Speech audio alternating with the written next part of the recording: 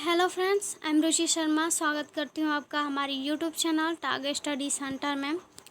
हम लोगों ने ये जो सीरीज़ स्टार्ट किए हैं 2 मार्क्स के जो क्वेश्चंस आ रहे हैं एग्ज़ाम व्यू से उसका, तो फिजिक्स, केमिस्ट्री, बायोलॉजी और इंग्लिश का भी स्टार्ट है। तो आप लोग को पीडीएफ चाहिए तो डिस्क्रिप्शन बॉक्स में लिंक होगा, वहाँ से आप लोग पीडीएफ परचेज कर सकते हैं। और ये है बायोलॉजी का पार्ट 1। वैसे तो बायोलॉजी बहुत सारे स्टूडेंट्स नहीं पढ़ते हैं, बट यहाँ पे कुछ स्टूडेंट्स हैं जिसके लिए बायोलॉजी हम लोग क्वेश्चंस करा रहे हैं। तो लेसन 1 से स्टार्ट किए हैं, पार्ट 1 है। तो लेसन 1 से लिए गए क्वेश्चंस है बायोलॉजी का। तो बायोलॉजी में जीवों के बारे में अध्ययन करते हैं हम लोग, ये तो सबको पता है। और बायोलॉजी के जो जनक है अरस्तु हैं। तो हम लोग क्वेश्चंस को देखते हैं, ज़्यादा डीपली नहीं जाएंगे वहाँ पे। तो स्टार्ट करते हैं हम। पहला क्वेश्चन जो पूछ रहा है कि जीवन काल क्या है। तो जो जीव होते हैं उनका एक काल होता है, जीवन काल कहलाता है। और ये कैसे होता है उसके बारे में देखते हैं कि आंसर बोल रहा है कि किसी भी जीव के जन्म से लेकर मृत्यु तक की अवधि को जीवन काल कहते हैं। इसमें जीव वृद्धि और विकास करते हैं।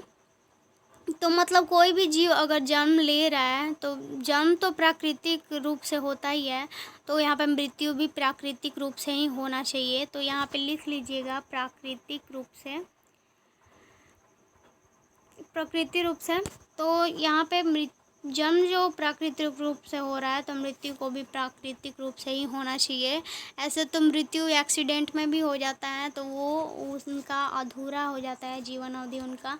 तो किसी भी जीव के जन्म से लेकर प्राकृतिक मृत्यु तक की जो अवधि होती है और उन्हें हम लोग जीवन काल कहते हैं।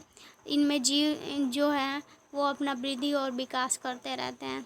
तो जीवन काल में बहुत सारे जीव के चरण होंगे, किशोरावस्था, बाल्यावस्था, प्रौढ़ावस्था, वृद्धावस्था, इन सब का जो अवस्था होगा ये सब भी चलता है। और इन सब के जो चरण हैं, इन चरणों में ये जीव अपना वृद्धि और विकास करते हैं तथा अपने अस्तित्व को बनाए रखते हैं, अपना वंश को आगे बढ़ाते रहते हैं, जिसे इनका पूरा जीवन काल इसी में व्यतीत हो जाता है, तो जिसे हम जीवन काल कहते हैं। और दूसरा जो क्वेश्चन पूछ रहा है कि प्रजनन, या फिर इसको जनन भी बोल सकते हैं या प्रजनन भी बोल सकते हैं, दोनों वर्ड सेम है। तो प्रजनन की परिभाषा लिखें। तो आंसर में बोला जा रहा है कि यह जीवों के लिए प्रमुख विधि है। क्यों है ये अभी पता चलेगा हम लोग को। जिसके द्वारा कोई जीव अपने जीवों की संख्या में वृद्धि कर अपना अस्तित्व बनाए रखता है, प्रजनन कहलाता है या जनन कहलाता है। तो यह जीवों के लिए प्रमुख विधि इसलिए है क्योंकि जीव इसके द्वारा कोई अपना जो जीव है वो अपने जीवों की जो संख्या होता है अपने संतति को जन्म देता है और अपने वंश को आगे बढ़ाता है, वृद्धि विकास करता है और इनका अस्तित्व जो है वो बना रहता है। आजकल तो कुछ जीव ऐसे हैं जो कि विलुप्त हो चुके हैं, जिनका अस्तित्व ही नहीं रह गया है, जैसे डायनासोर भी है इसमें।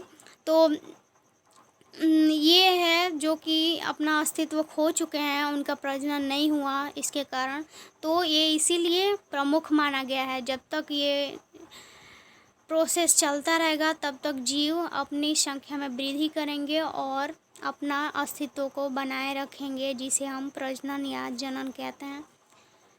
और तीसरा क्वेश्चन जो देखते हैं कि अलैंगिक प्रजनन क्या है। अलैंगिक प्रजनन आंसर है इसका कि यह जनन की एक विधि है, प्रजनन की एक विधि है जिसमें सिर्फ एक जनक भाग लेता है, जिसमें एक ही जनक के शरीर से किसी भी अंग से विकसित होकर नई संतति का निर्माण होता है। इस प्रकार उत्पन्न संतति अपने जनक के सदृश आनुवांशिक रूप से समान होता है, जिसे हम अलैंगिक प्रजनन कहते हैं या अलैंगिक जनन कहते हैं। अलैंगिक जनन जो है, जो जनन है वो 2 प्रकार से होता है, एक लैंगिक एक अलैंगिक। तो हम लोग अलैंगिक जनन के बारे में जान रहे हैं यहाँ पे कि अलैंगिक जनन की एक विधि है जिसमें सिर्फ एक जनक भाग लेता है, इसमें युग्मक जो होते हैं गैमेट्स, उसका जो प्रोसेस होता है वो इसमें शामिल नहीं है।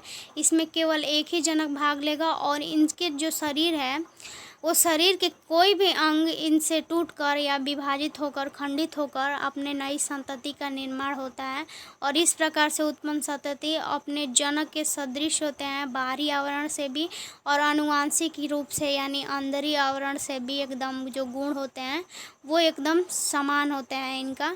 तो ये हो गए अलैंगिक जनन के बारे में। तो आगे चलते हैं, क्वेश्चन जो पूछ रहा है कि क्लोन क्या है, तो इसको आप लोग वीवीआई कर लीजिएगा कि क्योंकि क्लोन तो बहुत बार पूछा है। वैसे हम भी एग्ज़ाम दिए हैं तो क्लोन के बारे में लिखने के लिए आया था। तो क्लोन बहुत बार पूछता है, ऑब्जेक्टिव हो या सब्जेक्टिव उसके बारे में पूछता है। इसके बारे में जान लेंगे कि क्लोन क्या है। आंसर है अलैंगिक प्रजनन द्वारा प्राप्त संतति एक कोशिकीय तथा अपने जनक के सदृश या आनुवांशिक रूप से समान होते हैं, जिसे क्लोन या एक पुंजक कहते हैं। ये जो अलैंगिक जनन है ज़्यादातर एक कोशिकीय जीवों में होता है, बहुकोशिकीय जीवों में भी होता है, लेकिन ज़्यादातर बोला जाए तो अलैंगिक प्रजनन जो है वो एक कोशिकीय जीवों में होता है। और ये जो जनक हैं अपने जनक के सदृश होते हैं। यहाँ पे विभाजित जब होता है अलैंगिक जनन में, और जो संतति उत्पन्न होता है वो अपने जनक के सदृश और बाहरी आवरण से भी और अंदरूनी आवरण से भी, अंदर से जो गुण होते हैं वो भी समान होते हैं, जिसके कारण इन्हें जीव को क्लोन माना गया है और एक पुंजक के नाम से भी इन्हें जाना जाता है। तो ये जीवों के लिए नाम दिया गया है क्लोन। तो आई होप ये आप लोग को समझ में आया होगा। और लास्ट क्वेश्चन है कि विखंडन क्या होता है। विखंडन क्या होता है? विखंडन का मतलब से ही यहाँ पे पता चल रहा है कि खंडन हो रहा है किसी का। तो यहाँ पे देख लेंगे आंसर कि यह अलैंगिक जनन की एक विधि है जिसमें एक मातृकोशा दो या दो से अधिक पुत्रकोशा में को उत्पन्न करता है, विखंडन कहलाता है। यहाँ पे खंडन के द्वारा प्रजनन हो रहा है और ये जो विधि है ये अलैंगिक जनन की ही विधि है, क्योंकि उस अलैंगिक जनन में जनक के कोई भी शरीर के अंग जो है वो खंडित होकर अपना संतति को निर्माण कर सकता है। तो यहाँ पे दिया गया है कि अलैंगिक जनन यह अलैंगिक जनन की एक विधि है जिसमें एक मातृकोशिका मतलब कि जो जनक भाग ले रहा है उसे हम मातृकोशिका कहेंगे या मातृकोशा कहेंगे। ये टूटकर दो गो या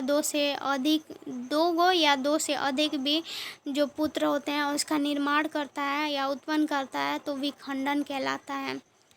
यहाँ पे विखंडन में दो या दो से अधिक कितना भी हो सकता है विखंडन, तो ये विखंडन कहलाएगा। तो आज के लिए इतना क्वेश्चंस रहने देते हैं। अगले वीडियो में हम लोग मिलेंगे और भी क्वेश्चंस के साथ। तो अभी जो क्वेश्चन है उनका सीरीज चल रहा है, स्टार्टिंग है, और क्वेश्चंस खुद से बना रहे हैं हम लोग ताकि आप लोग को समझने में दिक्कत ना हो। और जो प्रीवियस ईयर के क्वेश्चंस है उसको भी शामिल किया गया है इसमें। तो सपोर्ट कीजिए, पढ़ते रहिए। बायोलॉजी का तो टीचर यहाँ पे बहुत ही कम मिलते हैं। आई होप आपको समझ में आया होगा। Thanks and support me. मिलते हैं नेक्स्ट वीडियो में। Bye bye, take care.